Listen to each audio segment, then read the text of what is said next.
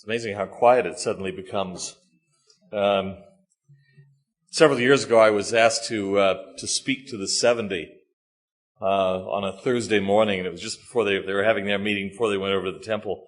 And it was kind of amusing. One of the senior presidents, this is a senior group, the third presiding quorum of the church, for those who don't know, for the LDS church. One of them said, "Look, brethren, we're going over to the temple after this, and last week when we went over, the temple workers complained that we were too loud. So, brethren, use your temple voices." And I thought, gosh, it's like primary. We really don't change. So it's a privilege to be here. And what a wonderful conference it's been. I'm grateful that Margaret Barker and Lawrence Hammond could be here with us, and the papers have been, I think, first rate. So delighted to be here. And now, to make it less painful for the conference to end, I am the final single speaker. You'll find that, they'll say after this, great, it's done. I've been asked to sort of, in a sense, repeat and then slightly update something that I did some time ago. So I'm going to do that. And my apologies to those of you who are already familiar with this. Nephi's vision of the tree of life, among the best-known passages in the Book of Mormon, expands upon the vision received earlier by his father Lehi.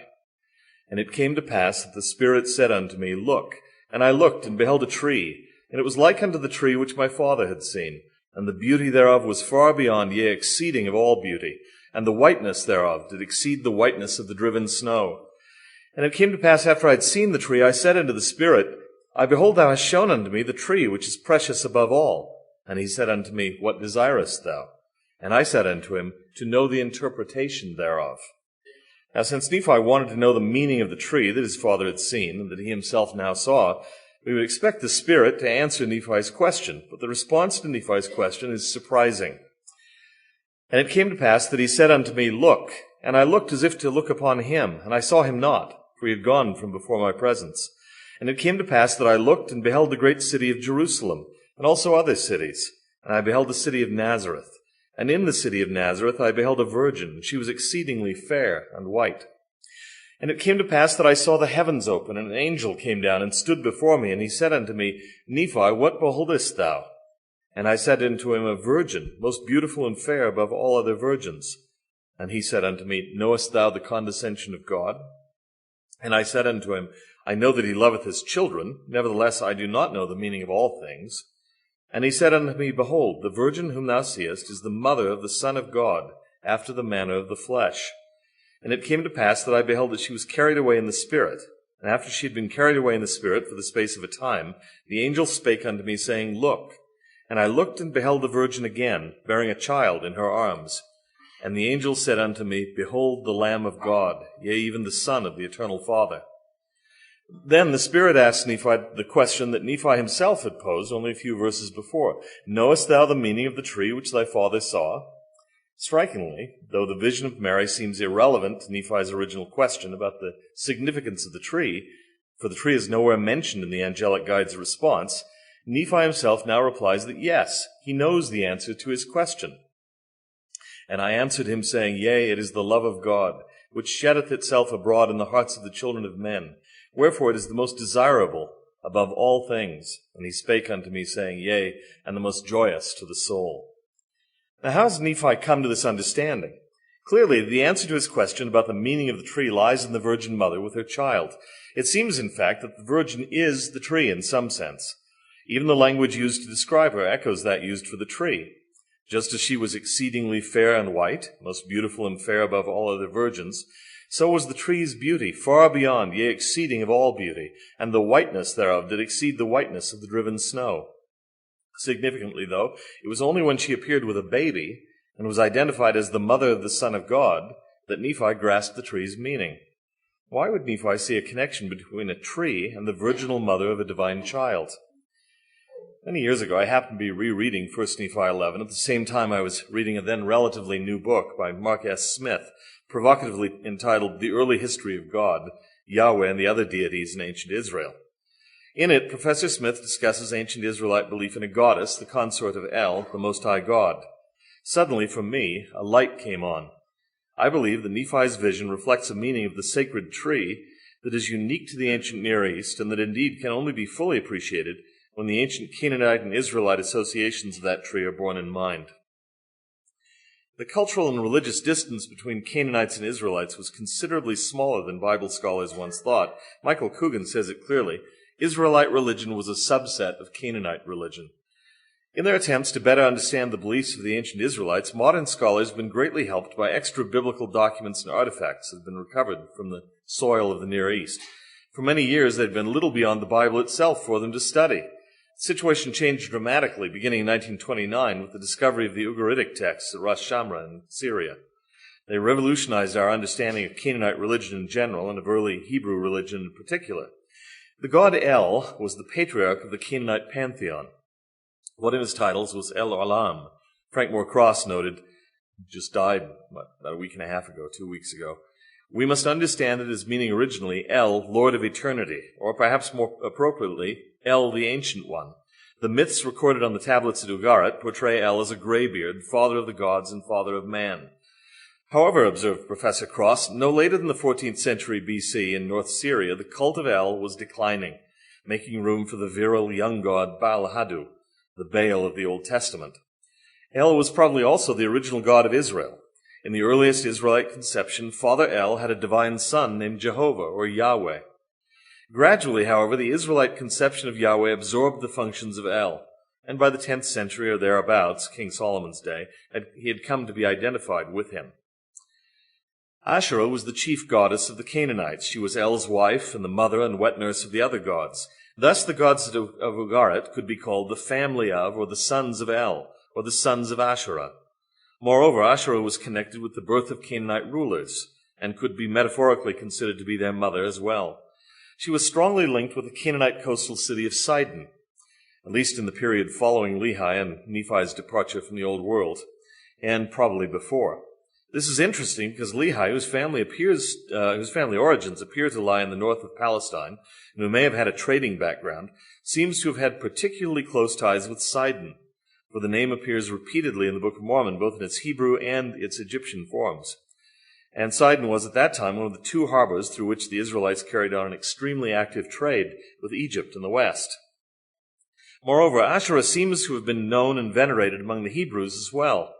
At least some Israelites worshipped her over a period extending from the conquest of Canaan in the second millennium before Christ to the fall of Jerusalem in 586 BC, the time of Lehi's departure with his family from the Old World. Ancient Israelite women, for instance, were sometimes buried in Asherah wigs, and she may also be reflected in Israelite temple architecture. Additionally, thousands of mass-produced goddess figurines have been found at Israelite sites. Summarizing the evidence, William Dever writes of the figurines that most show the female form nude, with exaggerated breasts. Occasionally, she's depicted pregnant or nursing a child. But there's one significant difference between the figurines from Israelite sites and those recovered from pagan Canaanite locations. The lower body of the Israelite figurines lacks the explicit detail characteristic of the Canaanite objects. Indeed, the area below the waist of the Israelite figurines is typically a simple plain column, whereas the pagan Canaanite objects depict a highly sexualized goddess of both childbearing and erotic love. In the Israelite figurines, the aspect of the Dea Nutrix, the nourishing or nurturing goddess, comes to the fore. As Professor Dever writes, the more blatantly sexual motifs give way to the nursing mother. Asherah seems to have been popular among all segments of Israelite society over many years. She was worshipped in Israel in the time of the Judges. She was especially venerated in the countryside, but she was important in later Hebrew cities as well. Although 1 Kings 3:3 says that he loved the Lord, King Solomon brought Asherah into Jerusalem sometime after 1000 BC, and a large-scale center of Asherah worship may have functioned at Tanakh, under at least the indirect patronage of the court of Solomon.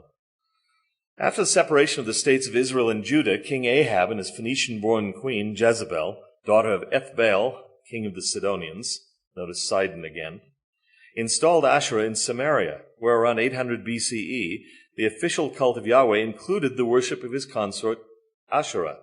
She seems to have been worshipped there until the fall of Israel to the Assyrians in 721 BC. But the veneration of Asherah was hardly restricted to the often denigrated northern kingdom. In the south, in Judah, Solomon's son Rehoboam introduced her into the temple at Jerusalem, meaning, presumably, that he erected some sort of sacred symbol, sometimes referred to in English in the lowercase as an Asherah or as the Asherah, that represented her. Kings Asa and Jehoshaphat removed Asherah from the temple, but Joash restored her. The great reforming King Hezekiah removed her again, along with the so-called Nehushtan, which 2 Kings 18:4 describes as the brazen serpent that Moses had made. Subsequently, although he failed to restore the Nehushtan, King Manasseh reinstalled Asherah in the Jerusalem temple, where she remained until the reforms of King Josiah, reforms that were good or bad depending upon your perspective. Josiah reigned from approximately 639 to 609 BC. In the period leading up to those reforms, something changed, and changed dramatically. The datable biblical literature of the 8th century, says Jacob Milgram, accuses Israel of idolatry 15 times. That of the following century, 166 times.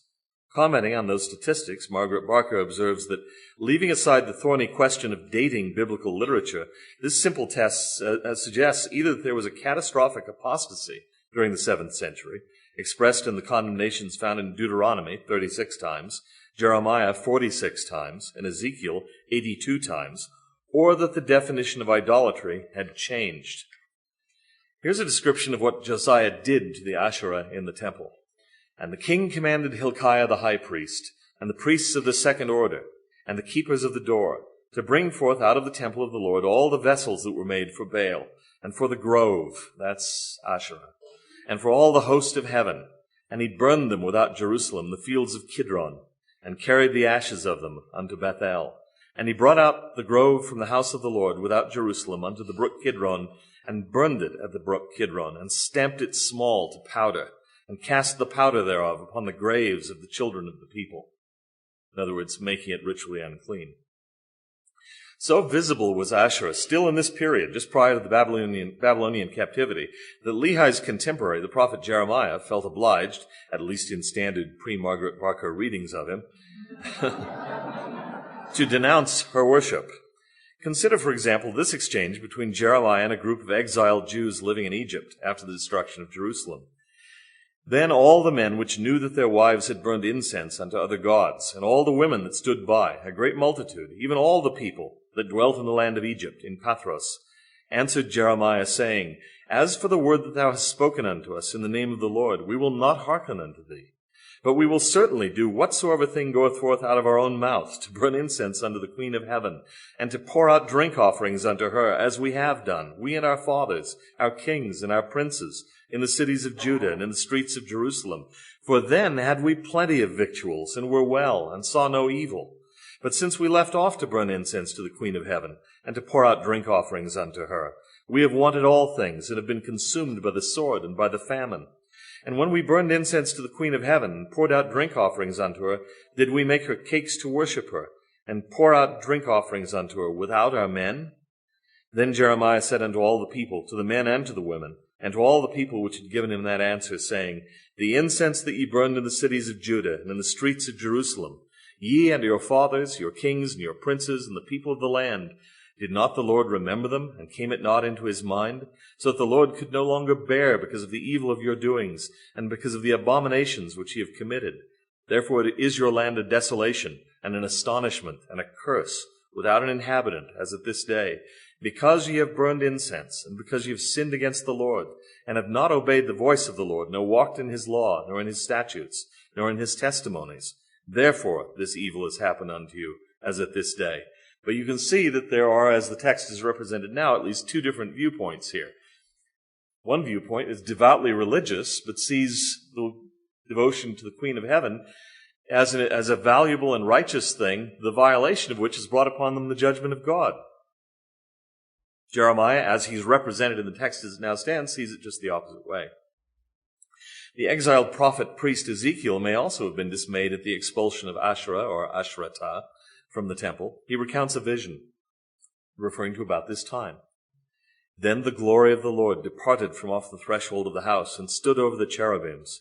And the glory of the Lord went up from the midst of the city, and stood upon the mountain which is on the east side of the city. So it's the presence of the Lord, the glory of the Lord, leaving a temple that is no longer righteous, and going out over the Mount of Olives and disappearing from the city. What we can infer from this is that an image or symbol of Asherah stood in Solomon's temple at Jerusalem for nearly 2/3 of its existence, certainly extending into the lifetime of Lehi, and perhaps even into the lifetime of his son Nephi. In fact, her title, Elat, goddess, persists to this day in the name of a major Israeli coastal resort, and in the Israeli name for the Gulf of Aqaba, which Israelis today refer to as the Gulf of Elat. Lehi and his party very likely passed through or by Elat on their journey southward from Jerusalem. By the time of Israel's Babylonian exile and subsequent restoration under Ezra, however, opposition to Asherah was almost, though not quite, universal in Judaism, at least as we know it from its approved texts. Indeed, the developing Israelite conception of Yahweh seems, to a certain extent, to have absorbed her functions and epithets, much as it had early absorbed those of Yahweh's father, El. Thus, Asherah was basically eliminated from the history of Israel and subsequent Judaism. In the text of the Bible, as we now read it, filtered and reshaped as it appears to have been by the reforming Deuteronomist priests in the decades prior to 600 BC, hints of the goddess remain, but little survives that gives us a detailed understanding of her character or nature. So what are we to make of Asherah? Does the opposition to her veneration expressed and enforced by the Deuteronomists and the reforming Israelite kings indicate that she was a foreign pollution of legitimate Hebrew religion coming from abroad? It doesn't look that way. Recall that Hezekiah removed both the Asherah and the Nehushtan from the temple at Jerusalem. The Nehushtan, though, wasn't a pagan intrusion, but was the brazen serpent that Moses had made, and which had been carefully preserved by the Israelites for nearly a millennium, until Hezekiah, apparently offended by the idolatrous worship of the children of Israel, who did burn incense to it, removed it and destroyed it. In other words, the Nehushtan had an illustrious pedigree entirely within the religious world of Israel. There's no reason to believe that the Asherah was any different in this respect. What's striking in the long story of Israel's Asherah is the identity of those who didn't oppose her. No prophet appears to have denounced Asherah before the 8th century BC. The great Yahwist prophets, Amos and Hosea, vociferous in their denunciations of Baal, seem not to have denounced Asherah. The Elijah-Elisha school of Yahwist reformers do not appear to have opposed her. Although 400 prophets of Asherah ate with Jezebel, along with the 450 prophets of Baal, Elijah's famous contest with the priests of Baal, while dramatically fatal to them, left the votaries of Asherah unmentioned and evidently untouched. What happened to Asherah and her prophets? Asks David Noel Friedman. Nothing. In subsequent years, the ruthless campaign against Baal, inspired by Elijah and Elisha, led by Israel's Jehu, left the Asherah of Samaria standing. Baal was wholly eliminated, while the veneration of the goddess actually outlived the northern kingdom. Belief in Asherah seems, in fact, to have been a conservative position in ancient Israel. Criticism of it was innovative. Saul Olyan, noting that before the reforming kings in Judah the Asherah seems to have been entirely legitimate, argues that ancient Hebrew opposition to Asherah emanated entirely from the so-called Deuteronomistic Reform Party, or from those heavily influenced by them. Other factions in earliest Israel, Olyan says, probably thought that worshipping her wasn't wrong, may well have worshipped her themselves. Writing about the common goddess figurines to which we've already referred, Professor Deva remarks, as for the notion that these figurines, whatever they signified, were uncommon in Orthodox circles, the late Dame Kathleen Kenyon found a 7th century BC cult cache with more than 350 of them in a cave in Jerusalem, not 100 yards from the Temple Mount. It should be kept in mind that the date for these figurines makes them at least near contemporaries of Lehi. What was Asherah's role in early Israelite religious belief? Given what we've already said about the history of Canaanite and Israelite religion, Asherah may have been the consort of El, but not of Yahweh, at some early point in Israelite religion. Over the generations, however, the Israelites' concept of Yahweh absorbed the attributes of Yahweh's father El, and the people's imagination seems also to have granted to Yahweh the wife and consort of his father. It's well known, remarks André Lemaire, that in Israelite religion, Yahweh replaced the great god El as Israel's god. If Yahweh replaced El, it would seem logical to suppose that under Canaanite influence, Asherah, that is, material tokens representing the goddess, replaced Athirat, the goddess Asherah, and that at least in the popular religion of ancient Israel, if not in the purer form of that religion reflected in the Bible, notice the evaluative terms, Asherah functioned as the consort or wife of Yahweh.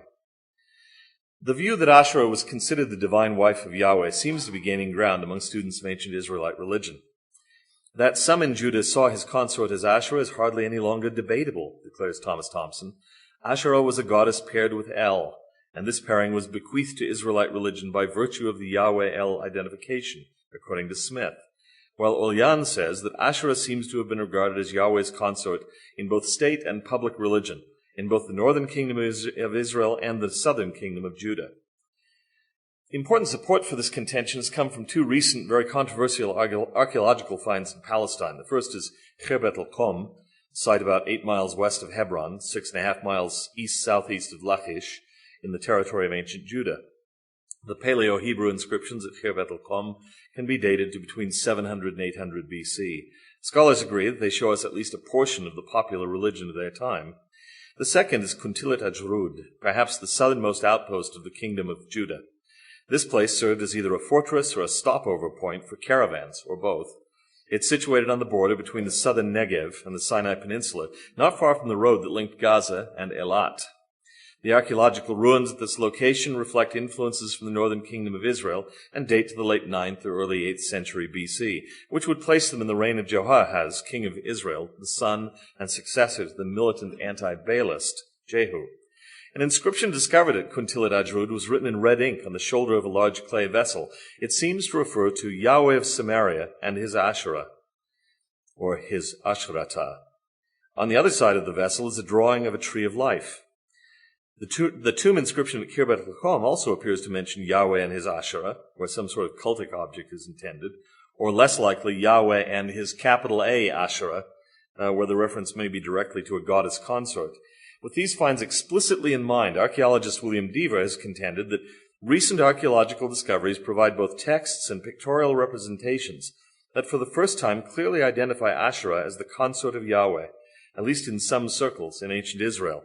Raphael Patai declares they indicate that the worship of Asherah as the consort of Yahweh, his Asherah, was an integral element of religious life in ancient Israel prior to the reforms introduced by King Josiah in 621 BCE.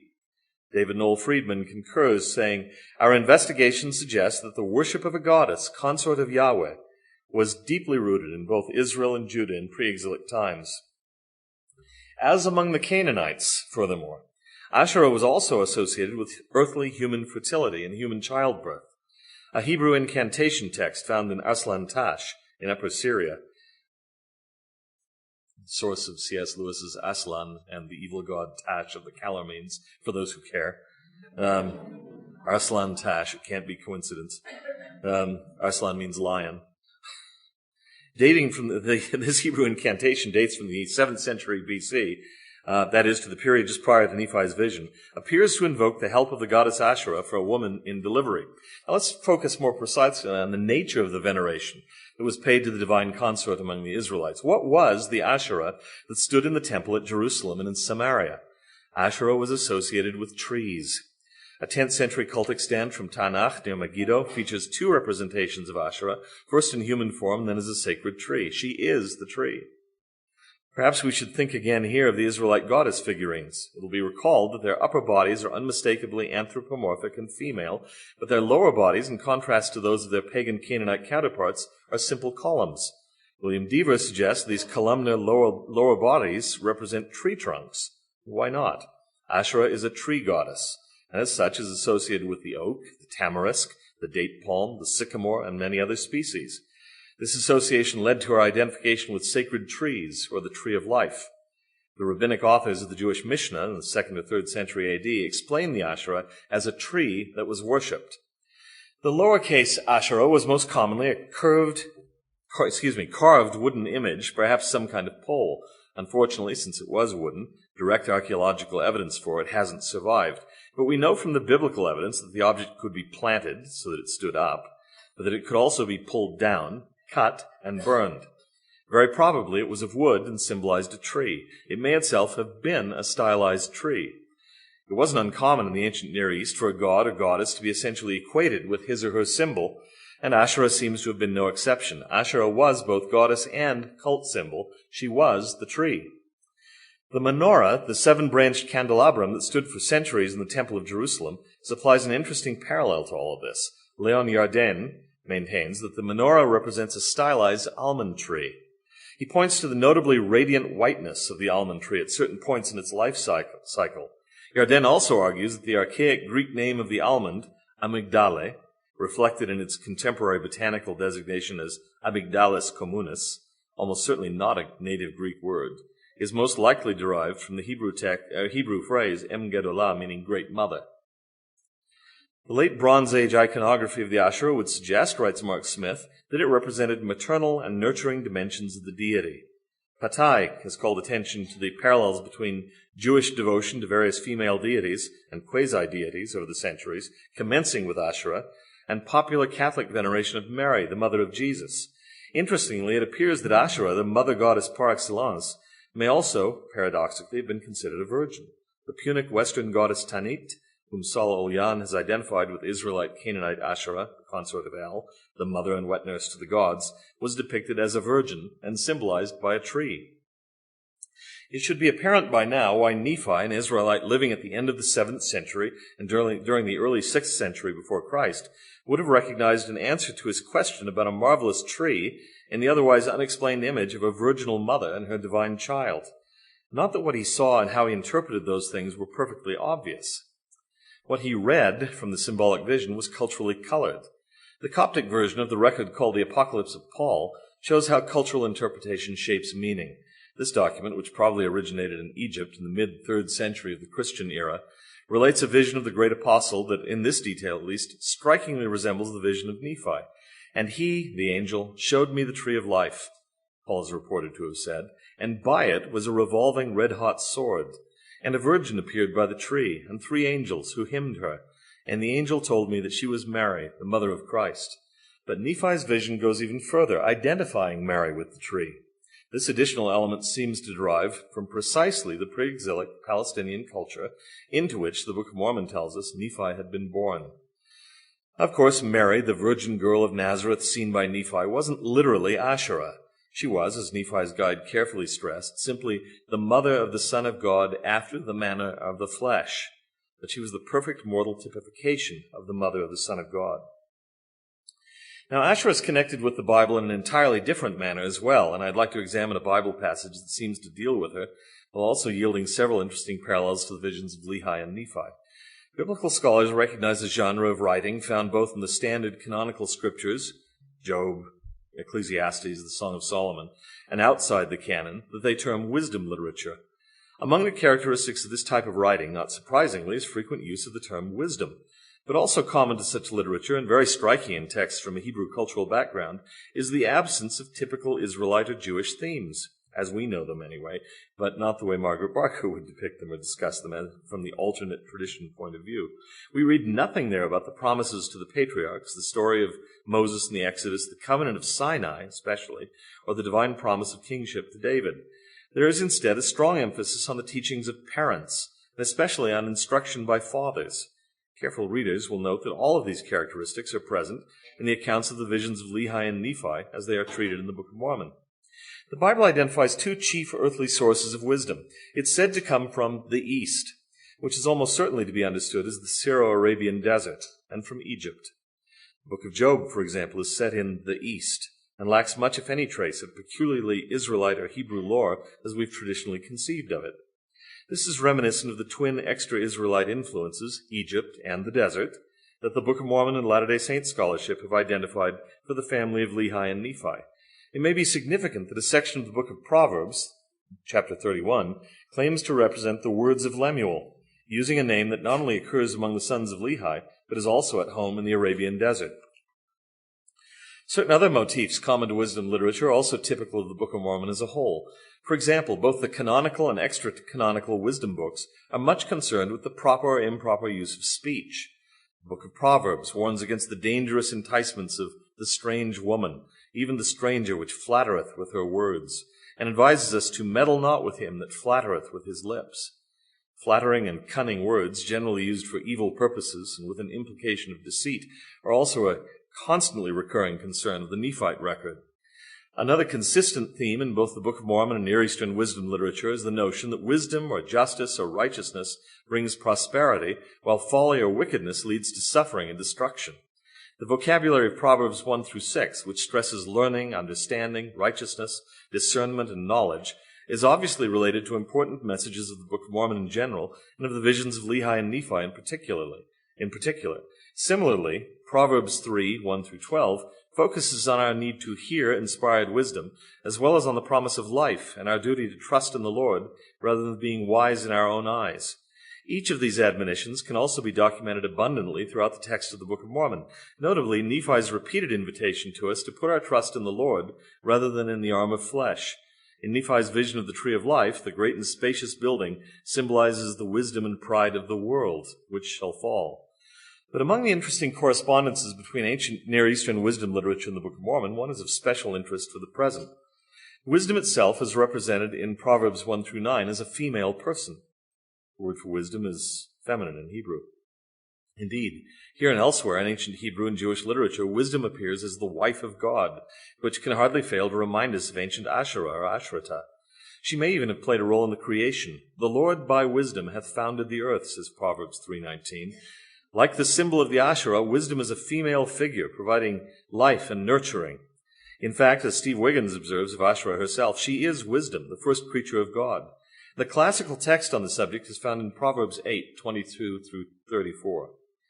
The Lord possessed me in the beginning of his way, before his works of old. I was set up from everlasting, from the beginning, or ever the earth was. When there were no depths, I was brought forth, when there were no fountains abounding with water. Before the mountains were settled, before the hills was I brought forth, while as yet he had not made the earth, nor the fields, nor the highest part of the dust of the world. When he prepared the heavens, I was there. When he set a compass upon the face of the depth. When he established the clouds above, when he strengthened the fountains of the deep. When he gave to the sea his decree, that the waters should not pass his commandment.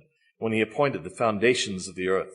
Then I was by him, as one brought up with him, and I was daily his delight, rejoicing always before him, rejoicing in the habitable parts of his earth, and my delights were with the sons of men. Now therefore hearken unto me, O ye children, for blessed, Asherah, are they that keep my ways. Hear instruction, and be wise, and refuse it not. Blessed, Asherah, is the man that heareth me. The use of the Hebrew word Asherah in this connection, from the same root, Ayin Shin Resh, that underlies the word Asherah, is probably significant.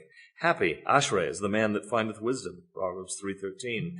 A similar wordplay may be going on behind the word happy in 1 Nephi 8:10 and 12, perhaps even behind joy and joyous in 1 Nephi 8:12 and 11:23. Another noteworthy fact is that the tree of life, which recalls the Asherah, appears in Israelite tradition as a metaphorical expression for wisdom. Indeed, Mark Smith sees Proverbs 3 as a conspicuous chiasm in which the essentially equivalent inside terms are chokhmah, wisdom, and Etz Hayim, a tree of life. The apocryphal book of Ecclesiasticus, which is also known as the Wisdom of Ben Sira, uses various trees to symbolize wisdom. Wisdom, it says in its first chapter, is rooted in the fear of the Lord, and long life grows on her branches. She is a tree of life to them that lay hold upon her, and happy, Neushar, from the same root, is everyone that retaineth her, Proverbs 3:18. Several parallels between the language of Proverbs 1:9 and the language of the visions in 1 Nephi will be apparent.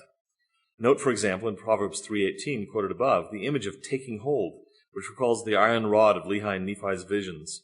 I think I'll skip that, running out of time, but there's more about this, about instruction to children, to youths, particularly to sons. O remember, my son, learn wisdom in thy youth. Yea, learn in thy youth to keep the commandments of God. Both the Book of Mormon and Proverbs use the imagery of ways, paths, walking, warn against going astray, wandering off, wandering in strange roads. How slow people are to walk in wisdom's paths, says Helaman 12:5. Proverbs represents wisdom's words as plain, an attribute that is lauded repeatedly throughout 1 Nephi, notably in the narrative of Nephi's vision, and throughout 2 Nephi. The phrase plain and precious, recurrent in Nephi's account of his experience with the angelic guide, could serve as an excellent description of biblical wisdom. Even more apt is the phrase plain and pure and most precious in 1 Nephi 14. Wisdom declares in Proverbs, my fruit is better than gold, yea, than fine gold. She's more precious than rubies. I think I'll skip that too. You may remember Alma 32 talking about how well it is that you're cast out of your synagogues, that you may be humbled, that you may learn wisdom. Everything is worth giving up to get wisdom. Wisdom crieth aloud. She uttereth her voice in the streets, says Proverbs. She crieth in the chief place of concourse, in the opening of the gates. In the city she uttereth her words. Doth not wisdom cry, and understanding put forth her voice? She standeth in the top of high places, by the way and the places of the paths. She crieth at the gates, at the entry of the city, at the coming in of the doors. She hath sent forth her maidens. She crieth upon the highest places of the city. Yet for all her exalted status, wisdom must face scorners in Proverbs. It surely has to remind the reader of 1 Nephi of those in the large and spacious building who point the finger of scorn at the saints coming forward to partake of the tree of life. This building seems to represent a human alternative to the true wisdom, the divine wisdom of God. Nephi records that it symbolizes the world and the wisdom thereof. Wisdom represents life, while the lack of wisdom leads to death. For the upright shall dwell in the land, and the perfect shall remain in it, but the wicked shall be cut off from the earth, and the transgressors shall be rooted out of it. For whoso findeth me findeth life, wisdom says in Proverbs 8, and shall obtain favor of the Lord. But he that sinneth against me wrongeth his own soul. All they that hate me love death. The sinner, in fact, falls into the clutches of the whorish woman, the rival to Lady Wisdom. For her house inclineth unto death, and her paths unto the dead. None that go unto her return again, neither take they hold of the paths of life. Ammon in the Book of Mormon closely echoes the warning of Proverbs. Oh, how marvelous are the works of the Lord! How long doth he suffer with his people? Yea, and how blind and impenetrable are the understandings of the children of men, for they will not seek wisdom, neither do they desire that she should rule over them. Ecclesiasticus 4 says of wisdom, and of the individual who strays from her, she will desert him and abandon him to his fate. And those, of course, who reject the fruit of the tree in Lehi's vision fell away into forbidden paths and were lost. They were drowned in the depths of the fountain. They wandered in strange roads. It was the desire of Lehi that his family should partake of it. In Ecclesiasticus, it tells us that wisdom's dutiful servant will possess her and bequeath her to his descendants. In 1 Nephi 8, Lehi's tree is associated with a river and a spring of water. Symbols of fountain and tree of life are frequent in wisdom literature too. Nephi himself, in 1 Nephi 11:25, actually equates the tree of life with the fountain of living waters, which waters, he relates, are a representation of the love of God. And I also beheld, he continues, that the tree of life was a representation of the love of God. Now, the inclusion in 1 Nephi of two authentically pre-exilic religious symbols, Asherah and wisdom, that could scarcely have been derived by the New York farm boy Joseph Smith from the Bible on his own, strongly suggests, to me anyway, that the Book of Mormon is, in fact, an ancient historical record in the Semitic tradition. I'd now like to extend my reflections on this topic with a few items inspired by and pretty much slavishly stolen from a too hasty but fascinated recent reading of the manuscript of the first volume, The Mother of the Lord, of Margaret Barker's forthcoming work. I guess it's actually out. I've seen one. Are they out there on the table? I haven't had a chance to look. The Lady of the Temple. The many insights afforded by her complex work are going to require many years, I think, to evaluate and appreciate. I can't begin to do her writing justice today. The real religions of ancient Judah, William Deaver observed in his book, Did God Have a Wife? Archaeology and Folk Religion in Ancient Israel, consisted largely of everything that the biblical writers condemned. Among the elements of the real, older Hebrew religion, the religion of the patriarchs and prophets, summarized by Margaret Barker, are shrines and holy places throughout the land, Asherah's astronomical interests, as in the Book of Abraham, symbolic stones, great trees and sanctuaries, and strikingly anthropomorphic appearances of the divine. These were, she argues, suppressed by the Deuteronomists. Many scholars, writes Francesca Stavrokopoulou, have sought to manage biblical and archaeological indications of religious diversities in ancient Israel and Judah by assuming a firm distinction between popular religion and official religion. But this distinction is often drawn relatively uncritically on theological grounds, which risks misrepresenting or distorting the likely religious realities of ancient Israel and Judah.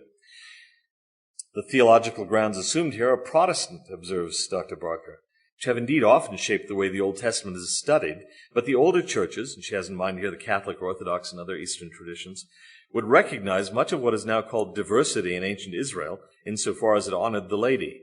They have always found the lady in their liturgical use of the Old Testament texts. I'll take an example relevant to my equation of tree and lady. In Egypt, Barker writes, the great goddess Isis was the throne. The hieroglyph of her name was a throne, and she was often depicted with the throne symbol on her head. To sit on the throne was to sit on the lap of Isis. Something similar happened in Jerusalem. The chronicler reveals that when Solomon sat on the throne of the Lord, the people worshipped the Lord the King, translating literally. The moment of enthronement was theosis, when the human king became the divine son, an image that was known to the early Christians. Mary was typically shown with her son on her lap, the ancient throne image. Now, think of that equation of tree with Divine Mother. If, I'm quoting Dr. Barker, if the animal in the topmost panel of the Tanakh stand is a calf, and I wish I had a photograph for you, but I ran out of time, the final stage of the process is depicted as a calf between two branches of the tree of life, remarkably similar to a picture in the synagogue of Dura Europos over 1,000 years later. The synagogue wall painting shows a figure enthroned in the branches of a tree. Lower in the tree is a lion, and standing under the tree is the table, bearing the characteristically shaped showbreads. The tree, the lion, the showbreads are all associated with the lady, and in this painting they are the context for the Messiah. In the mid-3rd century of the Christian era, then, when this synagogue was completed, the Jewish community in Dura Europos still thought of the Messiah in this way. I'm still developing the thought here, so bear with me. The Syrian Christian Jacob of Sarug, who died in 521 of the Common Era, composed a homily entitled On the Chariot that Ezekiel the Prophet Saw, in which he maintained that the chariot throne was an image of the Virgin Mother. Likewise, the near-contemporary Byzantine Akathist hymn describes Mary as the chariot throne. Thou art the throne of the King, O Lady, fiery chariot of the world, all holy chariot of him who sitteth upon the cherubim. In the early church, Barker summarizes, it seems that the chariot throne was a well-known image of the lady, but this is an unlikely choice, unless it had been drawn from the first temple traditions that became Christianity. So throne and tree and lady are linked. Listen. St. Justin Martyr, in his 2nd century debate with Trypho the Jew, quoted a longer version of Psalm 96 that included the line, "The Lord reigns from the tree," citing it, incidentally, as an example of something that had been removed from the Bible by Jewish scribes so as not to give aid and comfort to Christians. There's no Hebrew evidence to support Justin's quotation, but the Old Latin text of the psalm, as preserved in the Verona Psalter, contains it, and St. Augustine uses it around 400 of the Common Era in his commentary on the Psalms. Now let's return again for a moment to the strange woman, the stranger which flattereth with her words, as she's called in Proverbs 2. She's a foreigner. She doesn't belong. Dr. Barker sees her as the antithesis of Lady Wisdom and argues that Isaiah 57, though now garbled, is talking about her. And then this from Isaiah 1. How has the faithful city become an harlot? It was full of judgment, righteousness lodged in it, but now murderers. Barker sees the harlot of Revelation 17 as an echo of that same foreign woman.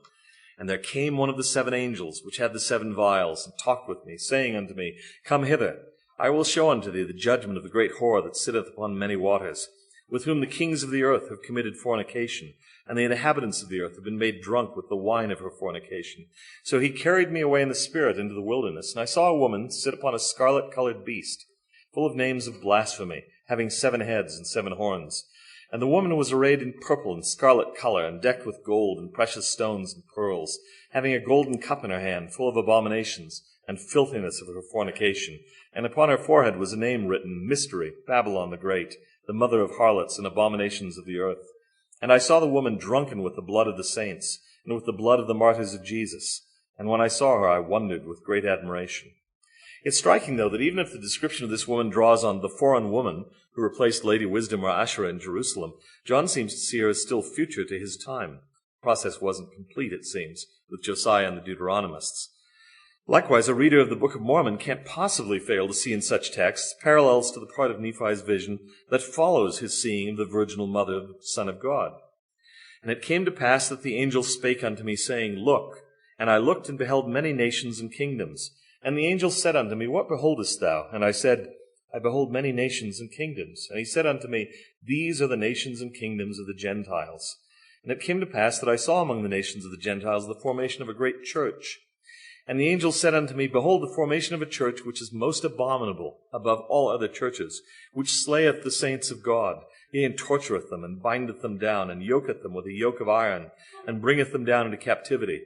And it came to pass that I beheld this great and abominable church, and I saw the devil, that he was the founder of it.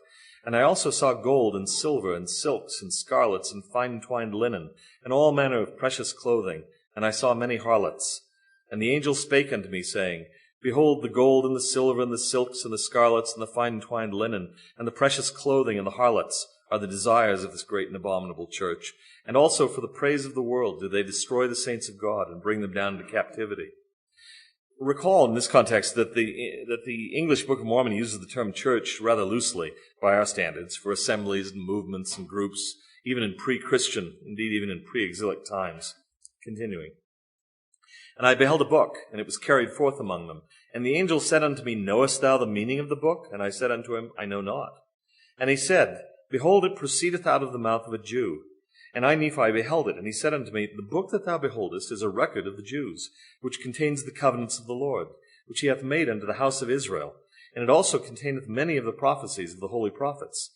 And it is a record like unto the engravings which are upon the plates of brass, save there are not so many. Nevertheless, they contain the covenants of the Lord, which he hath made unto the house of Israel. Wherefore they are of great worth unto the Gentiles. And the angel of the Lord said unto me, Thou hast beheld that the book proceedeth forth from the mouth of a Jew. And when it proceeded forth from the mouth of a Jew, it contained the fullness of the gospel of the Lord, of whom the 12 apostles bear record. And they bear record according to the truth which is in the Lamb of God. After they go forth by the hand of the 12 apostles of the Lamb, from the Jews unto the Gentiles, thou seest the formation of that great and abominable church. Behold, they have taken away from the gospel of the Lamb many parts which are plain and most precious, and also many covenants of the Lord have they taken away.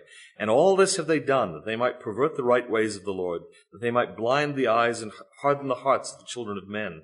Wherefore thou seest that after the book hath gone forth through the hands of that great and abominable church, there are many plain and precious things taken away from the book, which is the book of the Lamb of God. Now in this light, Margaret Barker's discussion of the history of those who set up the Second Temple and its cult, based to a considerable degree upon the so-called Apocalypse of Weeks in 1st Enoch, takes on a special interest for Latter-day Saints. For, she says, those who collected and edited the Hebrew Scriptures, as we know them, were described as apostates. Here's a passage in 1st Enoch that seems pretty plainly to depict the period when the temple was destroyed and the people of Jerusalem and Judah were led into captivity. And then after that, the period of Ezra the scribe and of Nehemiah. And after that, in the 6th week, all who live in the temple shall be blinded, and the hearts of all of them shall godlessly forsake wisdom.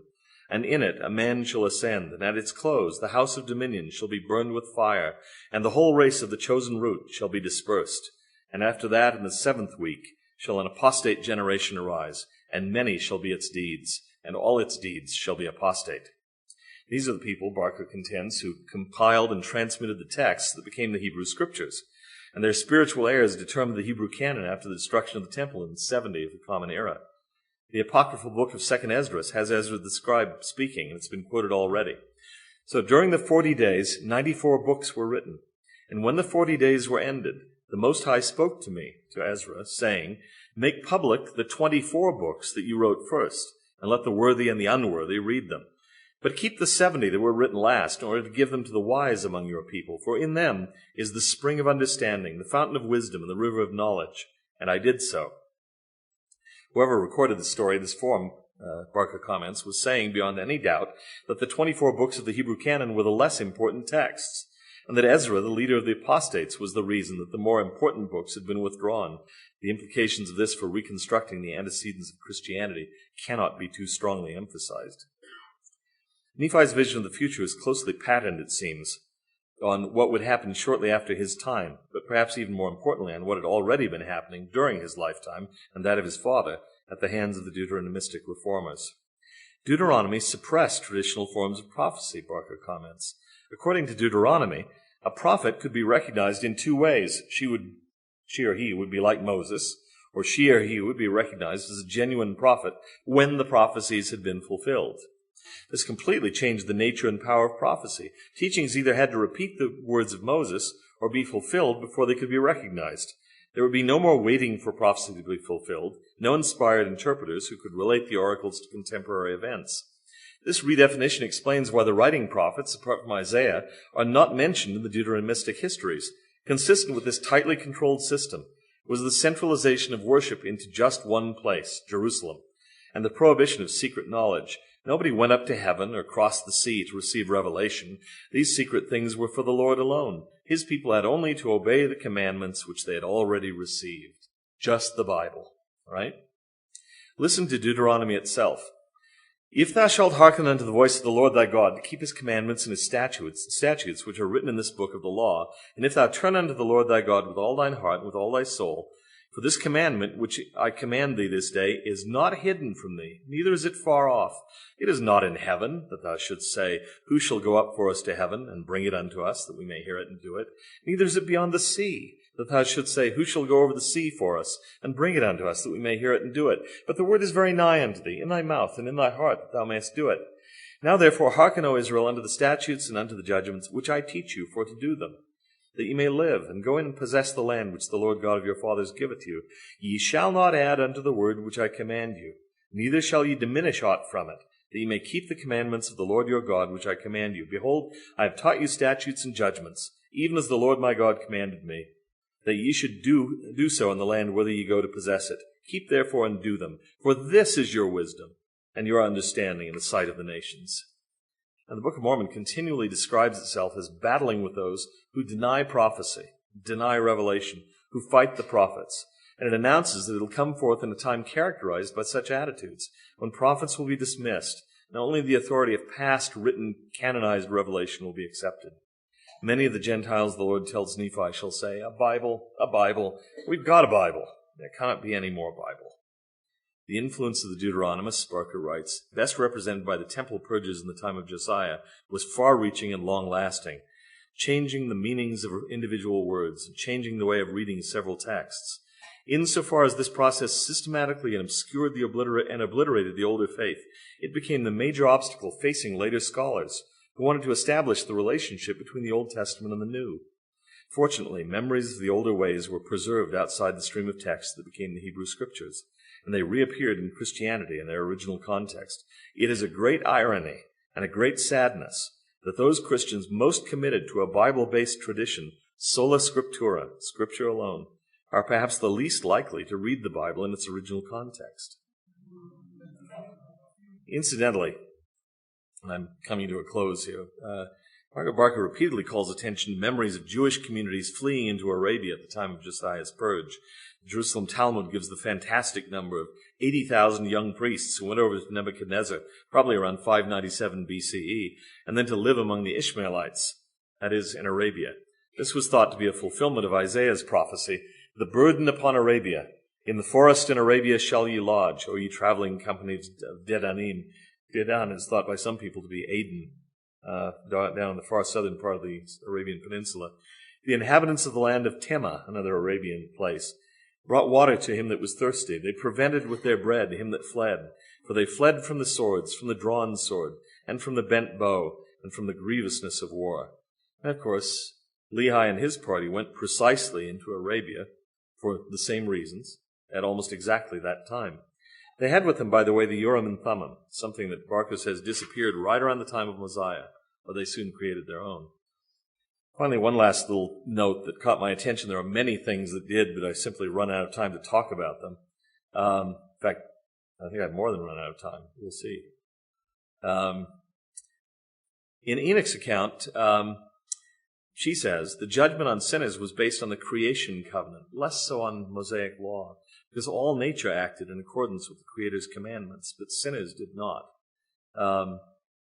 So there's this idea of a creation covenant as opposed to a specific Mosaic sort of covenant.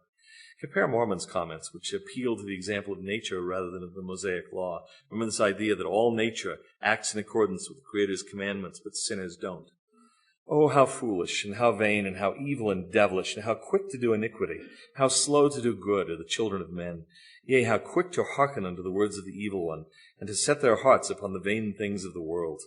Yea, how quick to be lifted up in pride, how quick to boast, do all manner of that which is iniquity, and how slow are they to remember the Lord their God, and to give ear unto his counsels, yea, how slow to walk in wisdom's paths. Behold, they do not desire that the Lord their God, who hath created them, should rule and reign over them.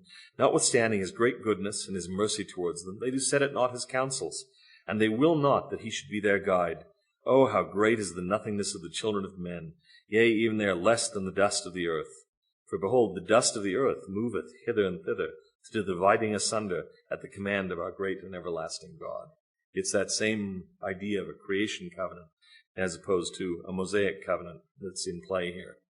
Well, if the book has appeared out there on the table, by all means buy one. It's a fascinating thing, like taking a drink from a fire hydrant. I did a speed reading of the text, and it's not designed for speed reading, I think, but fascinating insights. Many, many more which need to be applied to our texts as well as to the Bible, our peculiarly Latter-day Saint texts in our tradition. But I just want to again say how grateful I am to be here. This is a great deal of fun, and I hope for those of you who are not familiar with the kind of work that temple theology represents, you'll give it some serious attention. There are a lot of insights to be gained here. Thank you very much.